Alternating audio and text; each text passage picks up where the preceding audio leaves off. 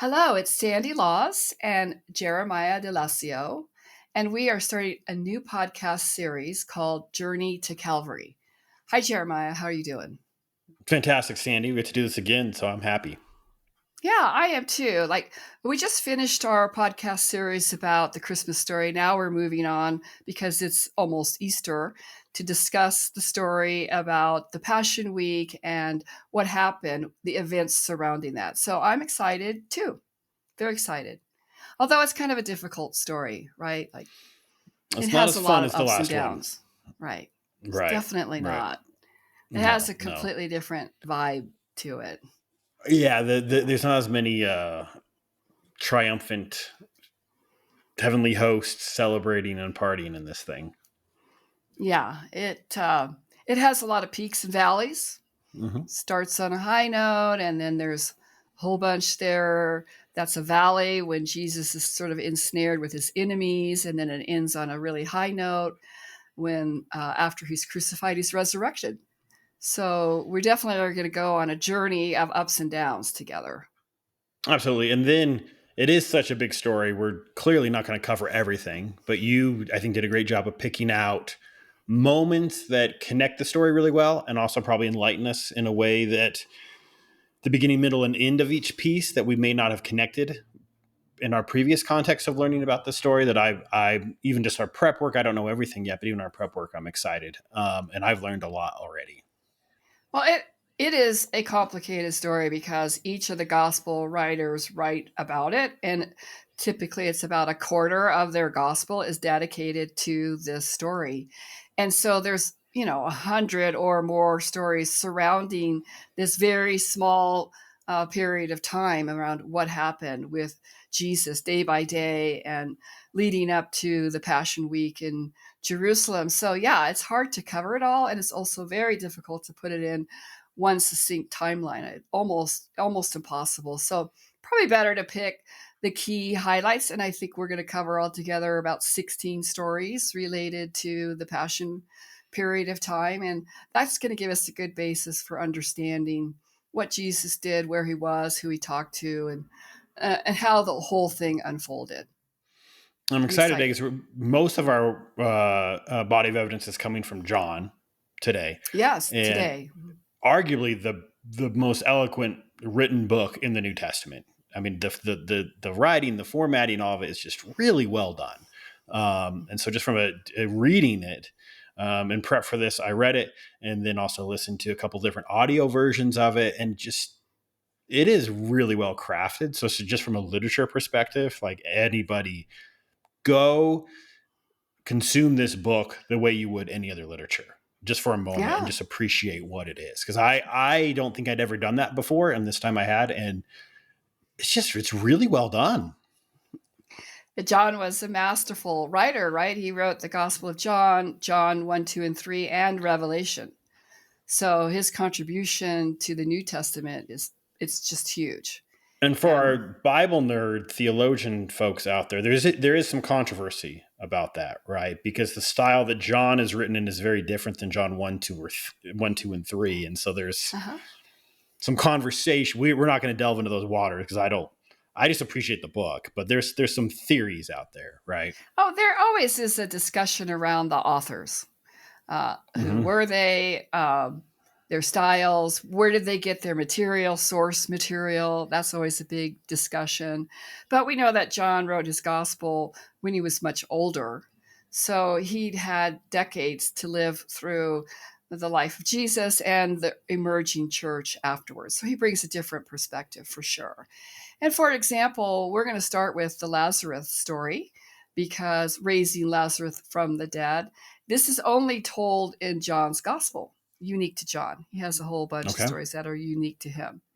And some people say, well, why is it only told in John's gospel? And the answer is there's some thinking that because Lazarus was still alive after Jesus' death, they didn't want the story to appear in places that might incite the religious leaders or the Roman authorities to go after Lazarus, which we know they wanted to do. So they withheld the story until much later, and then John put it in his text. That's interesting, huh?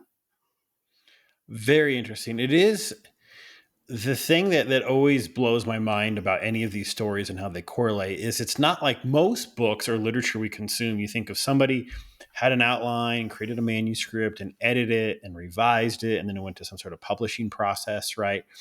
Mm. And basically a lot of time was thought about it and it was curated and crafted to do this strong work, is where these are, some of that is that way, and also some of it are just letters. And then there's this Yeah. very human element to it that is political, is relational, and then you cram them all together. And no wonder that these things are, on one hand, you can say they don't agree or they don't make sense. On the other hand, I think it speaks to the humanity of what this compilation is of. I totally agree with that. Um, so let's jump into Lazarus. I like to Absolutely. start the passion story here. Most people will start the story with Jesus, the triumphal entry coming down from Mm-hmm. the Mount of Olives into Jerusalem. But I think there's something important here to start, why we should start here.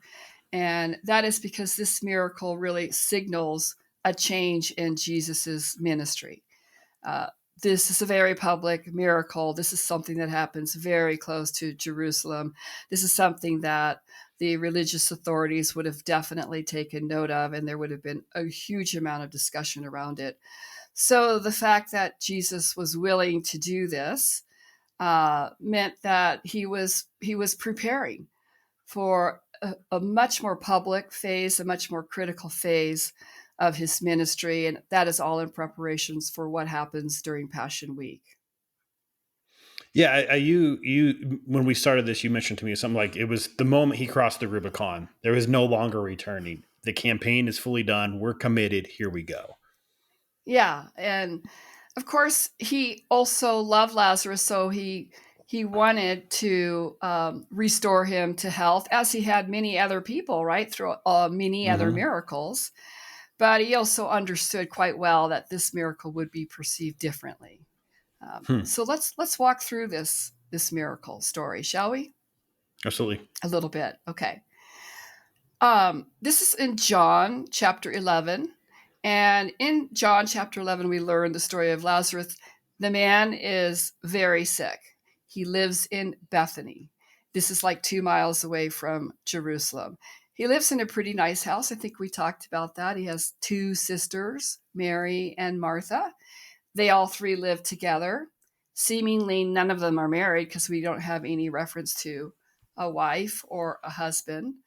And we know that Jesus loved this family, which I don't you love that, knowing that Jesus felt love. He had friends, right? This is a friendship group. Mm-hmm. Yeah, it makes the this idea that we always wrestle with of fully man and fully God. I think in our modern age, it's much easier to see him as fully God and less easy, or at least for me, to see him as fully man. And in Yeah. stories like this, it's like, oh yeah, he had those people that he was excited to see, and not that he didn't like people, but these were his friends, and that just reminds me of he was a human, he was a guy. Yeah, like you can picture there, he could let his hair down, if you will, and sit and enjoy a meal and talk to them about everything, not just his message, which of course they were devoted followers of him, but just everyday life, like what was going on and who had done what. And whenever he was in Jerusalem, this is the place he would choose to stay, Mary and Martha and Lazarus' house. So now he's about 30 miles away in a place called Perea, and he gets a message from Mary and Martha by messenger that Lazarus is really sick. And of course, you would think, what would his immediate reaction? What would you think his immediate reaction would be? I think drop everything and go there is what I would expect, and it also appears a lot of people were expecting as well. Yeah. Well, it's about, just to put some more meat on the bones there, it's about 20 to 30 miles from Bethany to Perea. And so, assuming that you could travel so many miles in a day, it might take a day and a half. You Mm-hmm. might be able to do it in a day, but more likely a day and a half. So the messengers had come out a day and a half, brought him the message. And he hears the message. And first they say, your friend Lazarus is sick. And then Jesus waits 2 more days. And after 2 days, he says to his disciples, Lazarus has fallen asleep. And they misinterpret that to think, well, that's good. He's getting some rest. I mean, he needs the rest because he's not well and maybe he'll get better. And he said, no, you misunderstand me. He's died. And now we have to go there. And I think they're a little bit confused by, well, why didn't we go there earlier, right? How do you know he died? How did you know he died? That's a very good point. Why should we go there knowing that he's dead, particularly since it's so close to Jerusalem? So nevertheless, he goes there. They make the trek to Bethany, and when he's nearly there, he has an encounter with both sisters. They both come out at different times, and they talk to him about their faith and their belief. And here is where we hear both of them say, I do believe, in the afterlife. I believe in the Messiah. I believe in what you're doing. But if you really cared about Lazarus and you're his friend and you're the Son of God, why didn't you come earlier and heal him? I think it's a valid Fair question. Absolutely.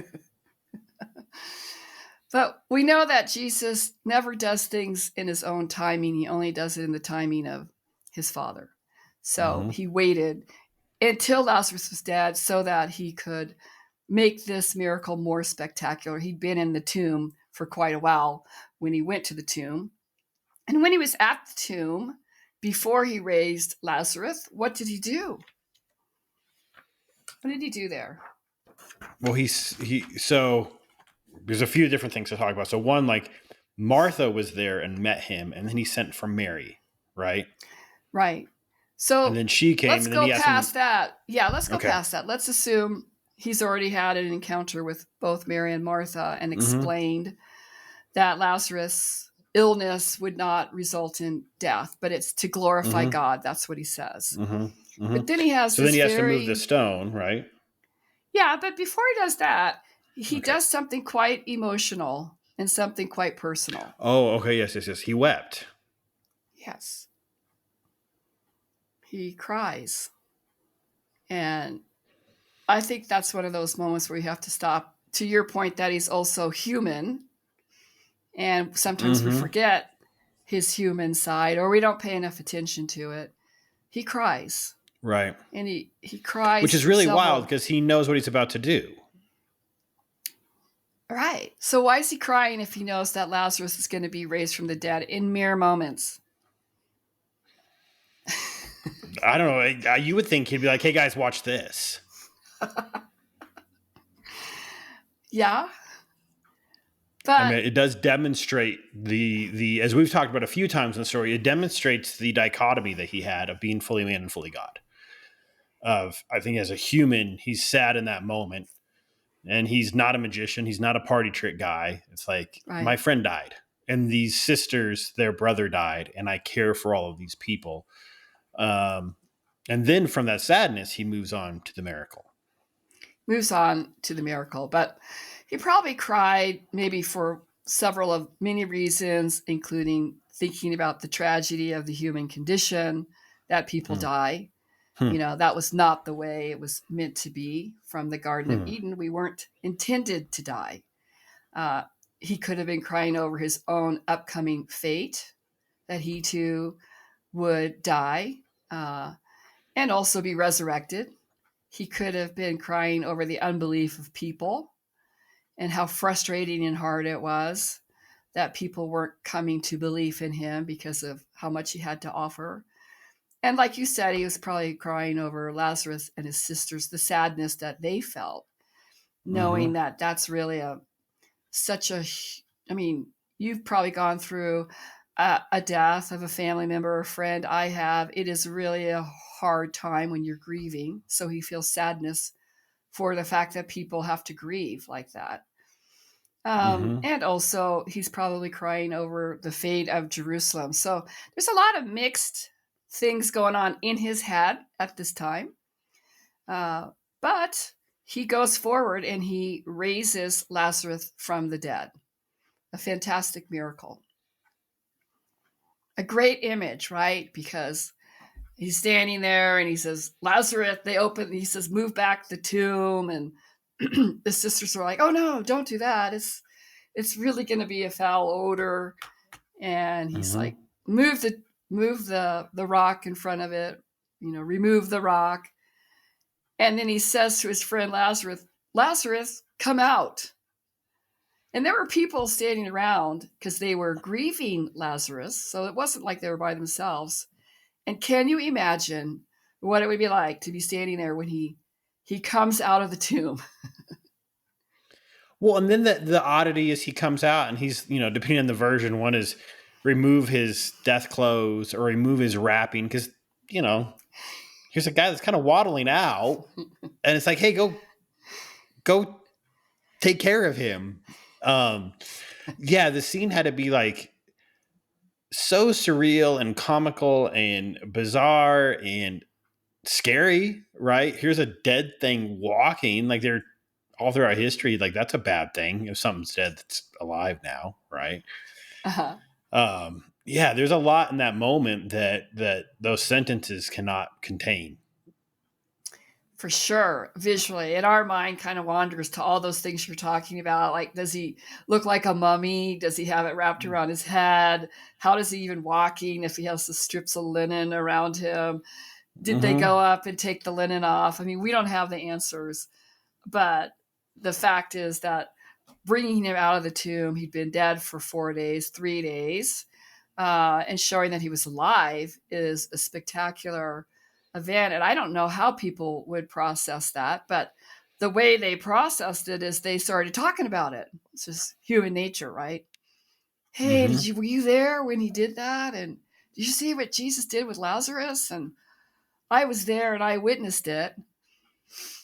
And because some people are some people, several of them went to the Pharisees and the ruling authorities and said, wow, you can't believe what Jesus just did just 2 miles down the road.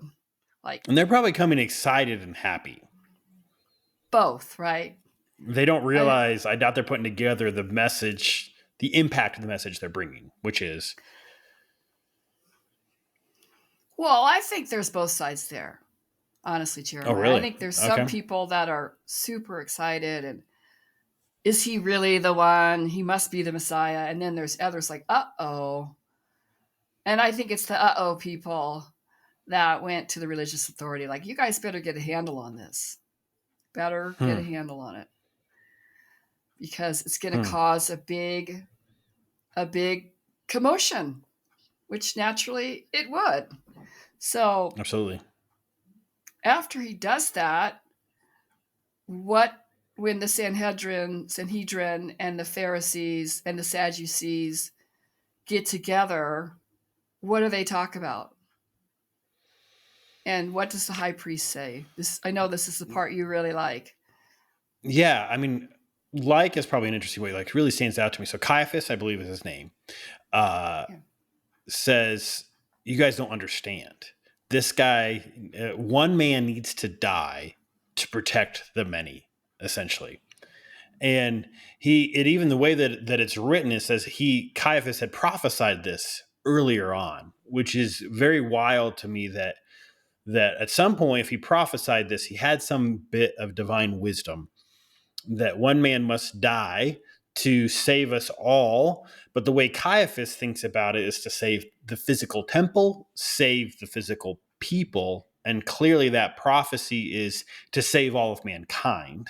So he kind of gave the message, but didn't understand the message at all. And then used it for his own power, which I think we can all relate to, especially those of us with faith, that we've tapped into pieces of God, but then we twist that and use that for our own power. And we've seen it done many, many times. And it's a big warning, I think, for us. And this story is littered with this, right? I think we like to identify with a Lazarus or a Mary, like, oh yeah, I would be that. And it's like, there's a part of you, I know for me, there's a part of me that would be Caiaphas, because it's actually a very rational, reasonable, logical perspective. I mean, just you and I were talking like today. If our nation announced that they had killed somebody trying to damage our nation, we'd probably be like, oh, that sucks, but good job, right? Like, good job for protecting us. So Uh-huh. uh, it shows how big and elaborate and confusing God is and Jesus is in this mess, that there's these tendencies that we all have, and he's here to redeem us, and how often we misunderstand it. But I guess even then, Romans 8:28 is proven through Caiaphas, all things work out for good for those who are called according to his purpose, you know? I love your thinking about this because it really brings this part of the story into our everyday lives. Like, we are surrounded by people with power, and we may have a little bit of power, or maybe we have a lot of power, depending on who we are. And you're always like, you always got to check your motives. Like, what are you doing with your power? And what are you trying to accomplish? And here we see Mm-hmm. Caiaphas, who's the high priest, as you pointed out, and he makes a prophecy which is correct, but he's you mentioned this to me, he's trying to fulfill it himself in a way that benefits himself. But that's not at all what Mm-hmm. happens. So it is an odd dichotomy. Like, he thinks he's going to take care of the prophecy, but really the prophecy unfolds in a way that he would never have imagined. Absolutely. And this is a rabbit hole that I don't think we can spend too much time on. But if all of us ponder for a moment, either in our own lives or somebody we've encountered, where you do get that confusion, you're like, man, this person feels, or I feel like God's telling me something, and then it just doesn't work out right. It's like, Mm-hmm. oh, wow, because we're in the formula and we interject our own thoughts and feelings and emotions. We try to bring our Right. own certitude to it.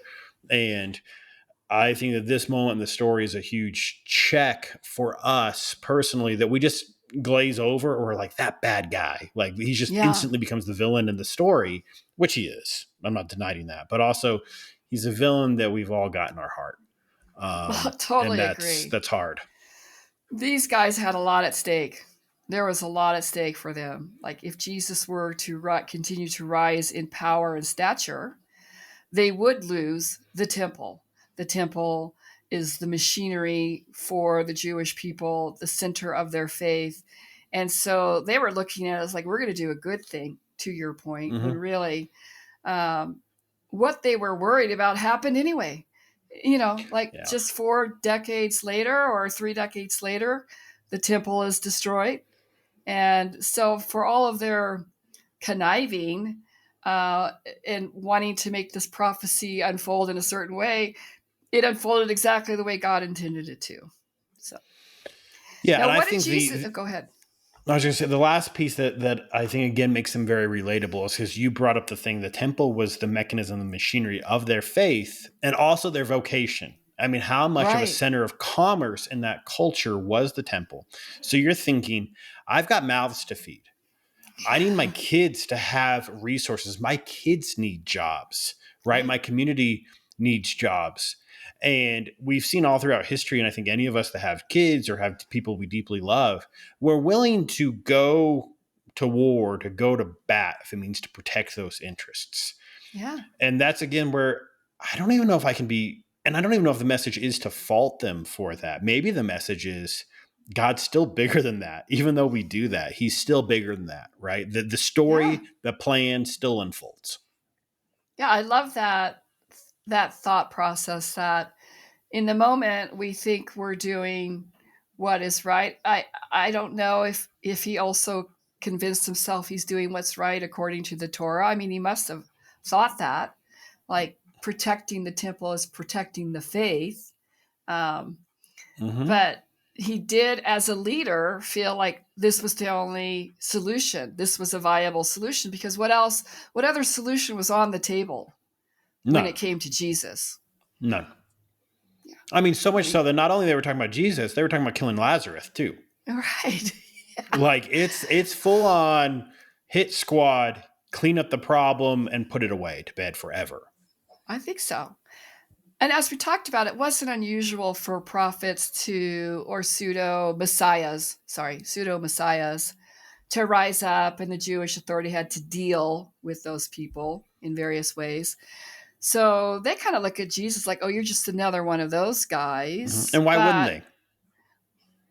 well, why wouldn't they? He was demonstrating things that none of those other guys had demonstrated. So doesn't that almost make him more dangerous to their way? Yeah, but I mean, come on, he's performing miracles. They're not paying any. Nobody stops to say, hey, wait a minute. He raised this guy from the dead. Mm-hmm. You and I have talked about in many of these podcasts or our culture or our personal things of how often do we see a situation, hear a message, and we interpret it one way. And it's not till months or years later we're like, oh, it actually meant that. You know? Yeah. Like we do that. I mean, because I think we're so, I mean, selfish is probably not the best word, but we are. We like, what do we want? We want money and power and security, right? And the more we want security or certitude, the more we push faith and God away. And I'm not saying he doesn't want us to have money. He doesn't want us to have some degree of security. I'm not saying that. Don't hear that. But the more we do that, the more we become like Caiaphas, which we do every day, you know? Yeah, you kind of have, it's that whole narrow gate, wide road. Like you have the choice to think about this in multiple ways, but they only thought about it in one way. But it does surprise me that they didn't think about it like, well, maybe he is the Messiah. I And you think wonder if it somebody shows, brought, yeah, I think it clearly shows they were practicing religion, not yeah. a relationship type of thing. I mean, you know, that's Christian speak, but you get what I'm saying. Well, I think we see it sometimes even today in certain ministries where there's perhaps more focus on the leader, or where there's I don't know, a pastor worship or other things that happen. And then it becomes all about that person and not about the gospel. So there's a Oh lot yeah, of and then power. you see it all the time, and Yeah. it feels almost like an inevitable trap. So I think there's two things: is understand that's the way we are, and be aware of it, and try not to let it happen. If it does, move on, like move away from it, clean it up as best you can. But like, Yeah. it seems to be the way of our species. Yeah. There is something wrong with us that is in there. It's called sin. So it's always rearing its ugly head in various ways, right? Absolutely. And this is an example of that. So after they all get together and they plot Jesus's death, like, we got to go and get this guy, what does Jesus do? He withdraws. He leaves. He gets out of the way. He gets out of the space. He gets out of their reach, if you will. And I think that this is important because he wants to avoid the trap that they're setting for him, because it's not his appointed time. And he still has this other ministry he wants to do, which is to minister in the Judean area. So he goes around to several towns, and several things happen. There's miracles, there's conversations with people about the kingdom of God. So he has this entire ministry called the Judean ministry. That's probably like 2 weeks, a month long after the raising of Lazarus. So let's just say a month. And then after a month, he comes back in the early spring to Bethany. And he comes back to his friend's house, Lazarus, Mary, and Martha. And what happens there? So what are they doing? The text says that they have a dinner party type of event. I think my theory is this the first time they've seen Jesus and they want to celebrate? Like, remember that time you raised our brother from the dead? Let's have dinner. Like, let's celebrate that. That seems like a very natural human thing to do. Yeah, remember that time when last time we saw you, our brother was dead, and now here we are getting ready to have a meal? Right, Yeah. right. So they have this meal. It's unclear of how many people that are there, but definitely people are there. Well, right? It's more than just them. We know somebody else that was there, which was, I think it's Simon, and he had been a leper, right? And he had been cured of his leprosy. So we had Simon there, who was cured of his leprosy. So by Jesus. And then we have Lazarus. So we have these two remarkable people in the same room as Jesus, fully restored, And there fully is some healed. theories that they're the same person. Is that true? That Lazarus and Simon? Mm-hmm. I don't get that from the text, but maybe other scholars do. And I'm here to say that I do not have all the answers. I just For want to sure, for sure. We just like say there's talking about many this ways stuff. to, yeah. Yeah, we don't have the answer on this. Well, we The know answer, there's more than one anointing story. and And so clearly that's where the John, confusion. and Yeah. clearly John, or somebody telling John this story is there as well. Yeah, that makes sense I because mean, how some of the else would you disciples, know? yeah, some of the disciples are there, one to Right. all, right? Well, actually, when we also know Yes, Judas is there because of what happens later, that's right? right. So anyway, there's a decent amount of people here, and now it's hard. I think there's one thing that I discovered, my own naivety, that was a bit embarrassing because I've been in church my whole life, is I did not realize. Don't judge me, Sandy, or do. It's fine. No It's fine. You know I'm judging, not that smart. no The judging. Jesus's feet was actually Jesus' feet was actually washed twice by, Okay.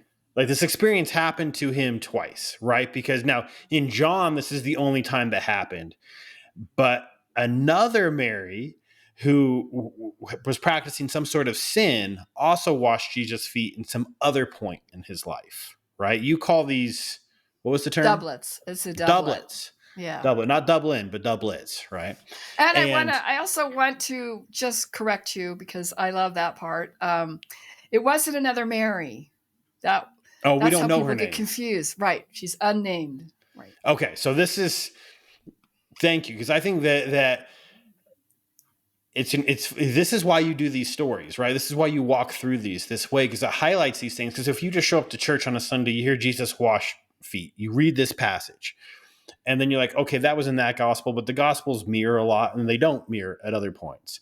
So I was unaware that these were two different stories. And then there's a whole body of work talking about these things that, by all means, our audience should go check this out because it's fascinating, and go have a conversation with a friend about this because it's very illuminating.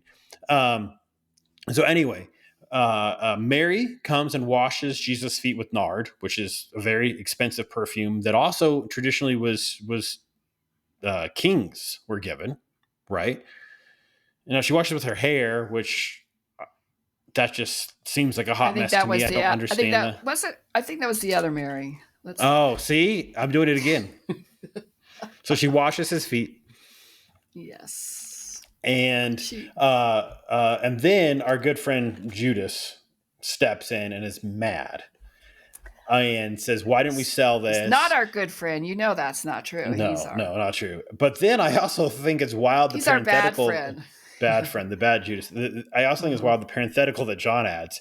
By the way, he had access to the money purse and he helped himself to it, which I think that line is so fascinating because when did John figure that out? Right? Because they clearly didn't know it at the moment. So That's a really after, interesting question. Like, how did they figure out that Judas was a thief and a liar? because at the moment they trusted him because he had the money, right? And Yeah. also John, you think of him reliving this story because he was the only one that wasn't martyred and the only one that lived to be old, right? Well, he was the only one for sure we know that wasn't martyred, but some of the others could have been because we don't know their We just don't know what fates. We only happens. know what Okay. tradition tells us about them. Okay. Yeah. So how many times in his life was he reliving this and also probably gritting his teeth of like that one time, like that's how it happened. He stole this or he did this or he lied about this. So anyway, I think that little parenthetical added in there is you can just feel the seething of John when he wrote that, Hmm. right? Um, and then Yeah. Jesus goes Go after ahead. Judas hard. It's the first time we see that of him against Judas, right? Yes. And And what does he say? he says, "Leave her alone." I mean, you could tell that like he's protecting his friend, and also he knows your role in the story. I don't like. It's necessary, but I know what you are. Yeah. And I wonder what the He's like, disciples thought too at that moment. Was that the first time they'd seen him go after Judas like that, or was this brewing for a while? That's a really good question because Judas had been around them for 2 years. Mm-hmm. And so they knew his character, but we don't know much about his character. We don't get to hear much about him other than this scene where John reveals he's a liar and a thief, and then the scene when he helps to plot the arrest of Jesus. And we do not know what his motivation was, but we do know that the cause of it was that the devil entered him, Satan entered him, Hmm. and uh, and when that happened, did he become a different person? When did that happen exactly in his ministry with Jesus, in his time with Jesus? But clearly, Jesus knew that was happening, to your point. Absolutely. And he's mad at Judas for saying anything negative about his friend because, what she's doing is anointing him for his death. Mm. And I think that's a beautiful picture of her. She's so spiritually sensitive, that maybe she knows the time is coming close. Maybe she's seen the hubbub of what happened with Lazarus. Maybe she knows that everybody's been talking about it and people are riled up about Hmm. it. She may know more about what is going on, the beat of what's going on in Jerusalem, because Jesus left, right? Right, He's right, out of right. the That's area, interesting. but they're still there. So she may feel like the tension is really getting high. The tension is really getting high. And Absolutely. what is to come is what none of them want. But she's sensitive enough spiritually, mature enough spiritually to say, if this is coming, I want to properly anoint you and thank you and Hmm. be there for you right here. You say it's like a friend's reunion. I call it the friend's last supper. Like Right. from here, he starts his passion. And maybe he just wanted to have some interaction with these people that he loved and get some comfort from them at this dinner because what happens next is truly horrible. Um, so I love the thought that people gather together who are his supporters and make sure he knows that. Mary makes sure he knows that by the anointing. And for sure, the rest of them were definitely sharing their appreciation. Yeah.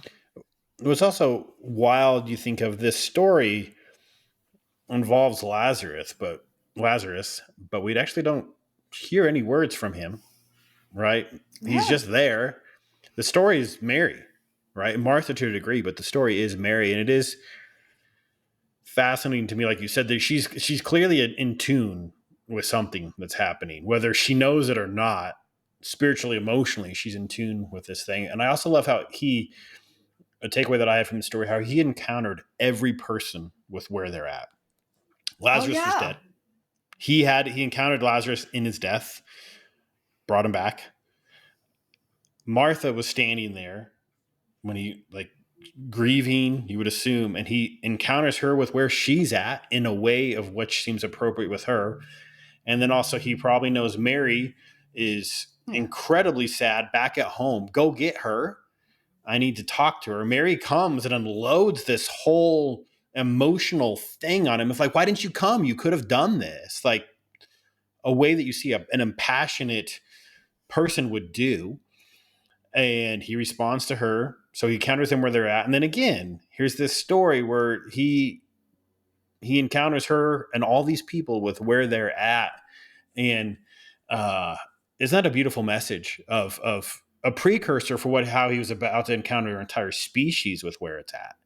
But these Mm. little vignettes of, man, I'm encountering you with where you're at. I'm encountering you with where you're at. And all these different moments in a very in tune, sensitive way. Yeah. I love how it shows Jesus's, well, there's a range of emotion there, right? Gives us a range of emotion, but it also shows how much he cares about our physical, mental, spiritual well-being. Every one of these encounters has to do with how are these people doing? Like, Martha, how are Mm-hmm. you? I make sure it's going to be fine. Mary, don't worry. I'm going to make sure it's going to be fine. Lazarus, clearly, that was a big nod to Lazarus to do that. And now here they all are in the same room, including the leper who was healed. And they're Hmm. probably recalling these amazing things that Jesus did for them. And well, if you really let your yeah. I was gonna say, if you really let your imagination wander, because there's a couple, I forget where it is. There's a line in this of like, and Jesus did many more miracles that are not recorded. Yeah. That's at the end of John. Yeah. That I love that line. And also, if you let your imagination wander, who else is there that has experienced his miracles? Right. I mean, are they just the two, or is there more?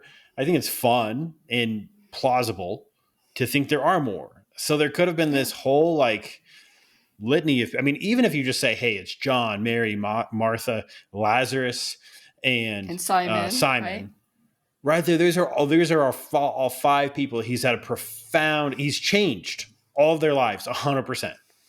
Yeah, that's wild. Wow. I mean, if we had one person we could say that about, we'd feel pretty proud of ourselves and feel pretty good, you know? It's true. Well, it's a very good point when you let your mind wander a little bit and you think about he's healed thousands of people at this point. Mm-hmm. Too many stories to even write down. So you have to think it's a pretty small country. He must be encountering some of these people along the way. I mean, it's wild to think because we hear these miracle stories, healing the leper, healing somebody, and then we never think about Jesus might see him again. But clearly he does, right? Right. I mean, even think any of us, we live in Denver, you and I. Anybody lives in a town the size of Denver, you know a lot of people in the town. Like you always know somebody that knows somebody. And the region was smaller than Denver at the end of the day. Oh, yeah. It was very small in comparison. Like, I don't know, 100,000 people, maybe, including Jerusalem. But the point being that, his following or the people who knew him by this point had become a much bigger number. Thus, the fear of what's going to happen. Those leaders probably thought he's going to try to take over the temple. That's what they were worried about, right? And so, to your point, they decide, well, you know what? We can't just kill Jesus. We got to get rid of Lazarus too, because his story is too powerful. It's too dynamic. Like if he actually dies, that puts the end to that story. But it's because he does actually die again. This is yes. Unfortunately, there is this. The context of the Sanhedrin this is not too long after was the Maccabees. If terms the hammer, of the that timing, guy, yeah. So like that guy just rose up not that long before, and everybody thought people even thought that guy was the Messiah. Right? There was because he was going to kick Rome out. Right. Then, it wasn't the Romans.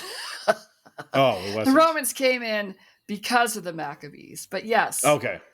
They were thought to be. That brought about untold suffering and destruction, that rising up.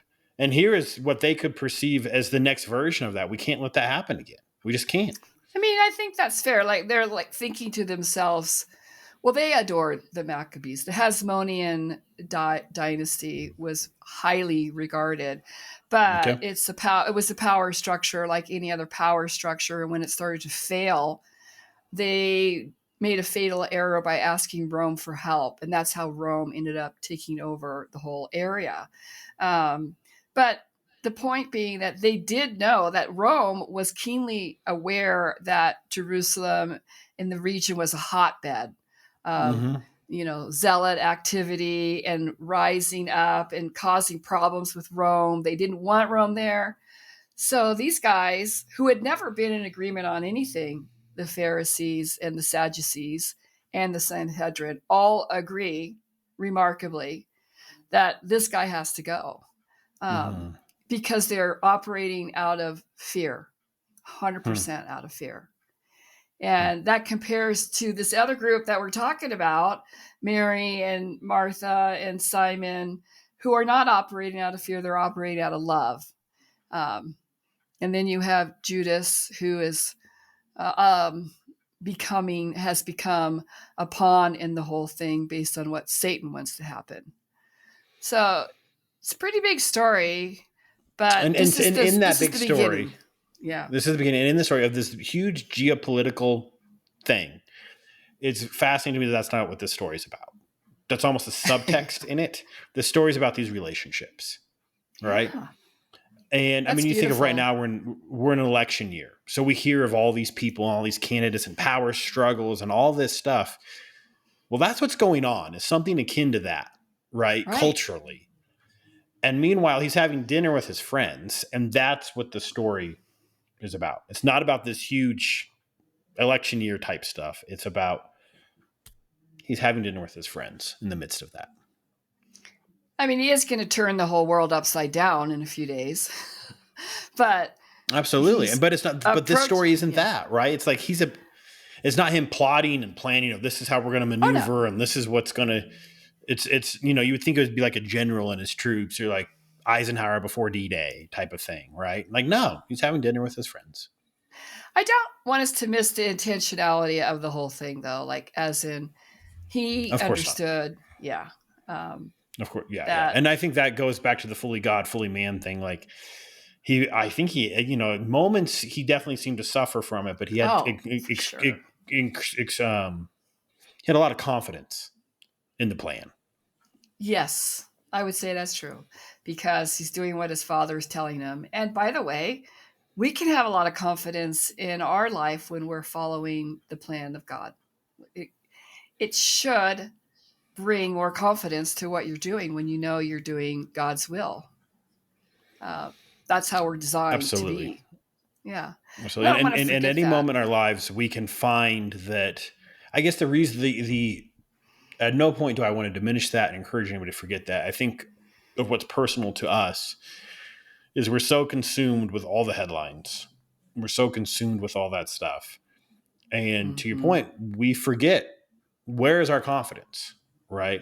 And that doesn't mean that we should be like the Sanhedrin to go bend the wills of to go pull the levers of power to make it manifest our way. I don't know what that means, but I know that we can have confidence in the plan. Yeah, I think that we should avoid that. I think we should live in the kingdom of God and be servants to God and his kingdom and use our gifts and talents the way he designed us to serve others and to serve the kingdom.